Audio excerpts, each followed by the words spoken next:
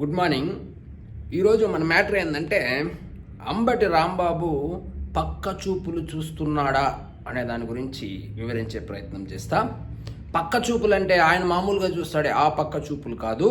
ఈసారి రాజకీయంగా ఏమైనా పక్క చూపులు చూస్తున్నారా అంటే కొంచెం గాసిప్స్ అయితే వినపడుతుంది. నిన్న నాకు ఒక మెసేజ్ వచ్చింది ఎక్కడ వాళ్ళ నియోజకవర్గం నుంచే. బేసిక్గా అంబటి రాంబాబు గారు ఎక్కడైనా ఫ్యామిలీ ఫంక్షన్స్ కానీ ఎవరైనా కాపు సామాజిక వర్గానికి సంబంధించినటువంటి వాళ్ళు ఆయన్ని కలిసినప్పుడు పవన్ కళ్యాణ్ని తెగ పొగుడుతా ఉన్నాడని, అరే ఏమో అనుకున్నాం కానీ సాధించినాడు రాబాయ్ అని అంటా ఉన్నాడని వార్త అయితే వచ్చింది. కానీ నేను బేసిక్గా నమ్మలేదు దీన్ని. కానీ నిన్న ఒక క్లిప్ పంపించినారు, చూడండి. చిన్నవారు కాదు కదా, 21 సీట్లు పోటీ చేస్తే 21 సీట్లు గెలుచుకున్నటువంటి వ్యక్తి, 100% స్ట్రైక్ రేట్ ఉన్నటువంటి వ్యక్తి ఎవరు? మన పవన్ కళ్యాణ్ గారు. ఆ ముఖ్యమంత్రి గారు అంటే చిన్నవారు కాదు కదా, మాట కాదంట. ఉప ముఖ్యమంత్రి 21 సీట్లు పోటీ చేస్తే 21 సీట్లు గెలుచుకున్నటువంటి వ్యక్తి, 100% స్ట్రైక్ రేట్ ఉన్నటువంటి వ్యక్తి ఎవరు? మన పవన్ కళ్యాణ్ గారు. ముఖ్యమంత్రి గారు అంటే చిన్నవారు కాదు కదా, మళ్ళా వినండి. 21 సీట్లు పోటీ చేస్తే 21 సీట్లు 100% స్ట్రైక్ రేట్. రవి శాస్త్రి చెప్పినట్టు చెప్తున్నాడు. ఏమంటే అసలు మ్యాటర్ ఏంటంటే అంబటి రాంబాబుకు తెలియని విషయం ఏమిటంటే మిమ్మల్ని వైఎస్ఆర్సీపీలో ఒక బ్యాచ్ని జగన్మోహన్ రెడ్డి గారు ఎందుకు పనికి రాకుండా చేసేసినాడు.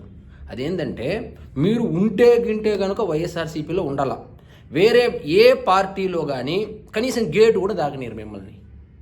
ఎందుకంటే అట్లా ట్యూన్ చేసి పెట్టినాడు మిమ్మల్ని.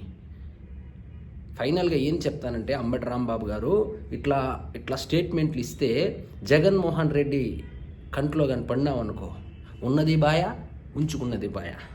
నిన్ను వైఎస్ఆర్సీపీలో ఎందుకు కొనసాగిస్తూ ఉన్నారు, ఎందుకు ఎంకరేజ్ చేస్తున్నారు తెలుసా? Only because you are from Kapu community. 2, Pawan కళ్యాణ్ని తిట్టడానికి, అదేవిధంగా చంద్రబాబు నాయుడు గారిని, లోకేష్ గారిని తిట్టడానికి. అంతకు మించి నువ్వేదో పెద్ద మాస్ లీడర్ అయినట్టు సత్తెనపల్లికి మొత్తం నీ గ్రిప్పులో ఉన్న సత్తెనపల్లి మొత్తం నీ గ్రిప్పులో ఉన్నట్లు ఫీల్ అయ్యొద్దు.